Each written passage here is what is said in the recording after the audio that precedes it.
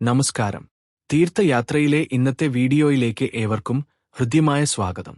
ഇന്ന് തിരുവനന്തപുരം ജില്ലയിലെ ഒരു പ്രധാന ക്ഷേത്രത്തെക്കുറിച്ചാണ് പ്രതിപാദിക്കുന്നത്. വീഡിയോയിൽ നൽകിയിട്ടുള്ള ചില ചിത്രങ്ങളും ശബ്ദവും ആർട്ടിഫിഷ്യൽ ഇന്റലിജൻസ് വഴി സൃഷ്ടിച്ചതാണ്. ആയതിനാൽ ഉച്ചാരണത്തിലും മറ്റും ചില പോരായ്മകൾ ഉണ്ടാകാം. സദയം ക്ഷമിക്കുക. നമുക്ക് വീഡിയോയിലേക്ക് കടക്കാം. ശാർക്കർ ദേവി ക്ഷേത്രം തിരുവനന്തപുരം ജില്ലയിലെ ചിറയിൻകീഴ് താലൂക്കിൽ സ്ഥിതി ചെയ്യുന്ന ഒരു പരാശക്തി ക്ഷേത്രമാണ് ശാർക്കർ ദേവി ക്ഷേത്രം അഥവാ ശാർക്കര ഭഗവതി ക്ഷേത്രം. ഹൈന്ദവ ശാക്തേയ വിശ്വാസപ്രകാരം ഇവിടത്തെ പ്രധാന പ്രതിഷ്ഠ ജഗദീശ്വരിയും ആദിപരാശക്തിയുമായ ശ്രീ ഭദ്രകാളിയാണ്. ചരിത്ര പ്രധാനമായ പല സംഭവങ്ങൾക്കും സാക്ഷ്യം വഹിച്ച ക്ഷേത്രമാണ് ഇത്. 1748 ഇവിടെ തിരുവിതാംകൂർ ഭരണാധികാരിയായിരുന്ന അനിളം തിരുനാൾ മാർത്താണ്ഡവർമ്മ പ്രസിദ്ധമായ കാളിയൂട്ട് ഉത്സവം ആദ്യമായി തുടങ്ങി. പ്രശസ്ത സിനിമാതാരമായിരുന്ന പ്രേം നസീർ ഇവിടെ ഒരിക്കൽ ആനയെ നടയിരുത്തിയത് വലിയ വാർത്താ പ്രാധാന്യം നേടിയിരുന്നു.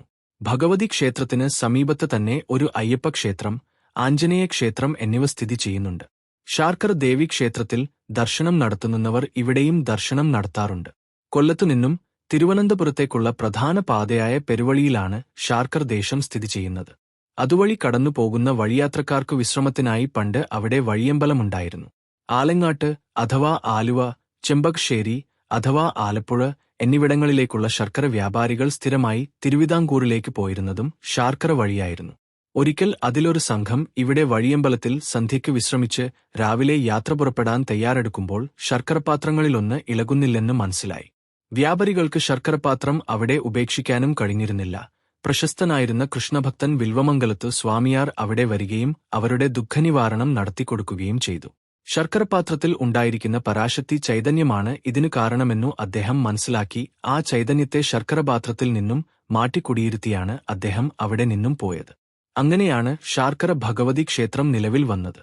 ശർക്കരകുടങ്ങളിൽ നിന്നും വിൽവമംഗലത്തു സ്വാമിയാർ മാറ്റി പ്രതിഷ്ഠിച്ച ഭഗവതിയുടെ ചൈതന്യം പിന്നീട് ശാർക്കർ ദേവിയായി മാറി.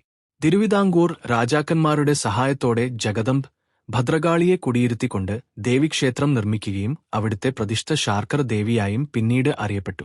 എല്ലാ വർഷവും ചിങ്ങം 1 സർവൈശ്വര്യ പൂജ നാട്ടുകാരെല്ലാം ഒരുമിച്ചു നടത്തുന്നു. തുലാമാസത്തിൽ 9 ദിവസം നീണ്ടുനിൽക്കുന്ന നവരാത്രി മഹോത്സവം ആഘോഷിച്ചുവരുന്നു. അവസാന ദിവസം കുട്ടികളുടെ വിദ്യാരംഭം നടത്തുന്നു.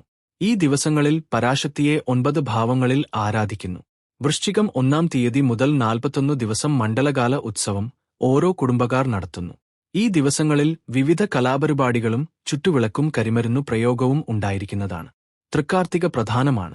കുംഭമാസത്തിലെ 3-ാമത്തെ വെള്ളിയാഴ്ച നടക്കുന്ന കാളിയൂട്ടിന് 9 ദിവസത്തെ ഉത്സവ പരിപാടികളും അതിനുശേഷം അവസാന ദിവസം നിലത്തിൽ പോരോടുകൂടി അവസാനിക്കുന്നത് ആണ്. കാളിദാരിക യുദ്ധം തന്നെയാണ് ഇതിന്റെ അടിസ്ഥാനം.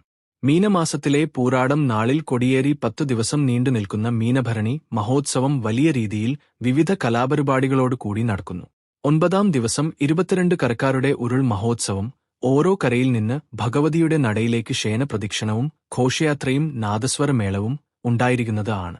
10-ാം ദിവസം രാവിലെ മുതൽ ഗരുഡൻ തൂക്കവും വൈകിട്ട് ദേവിയുടെ ആറാട്ട് ഘോഷയാത്രയും കഴിഞ്ഞ് കൊടിയിറക്കി ഉത്സവം അവസാനിപ്പിക്കുന്നു. ഈ ഉത്സവമാണ് പ്രസിദ്ധമായ ശാർക്കര ഭരണി എന്ന് അറിയപ്പെടുന്നത്.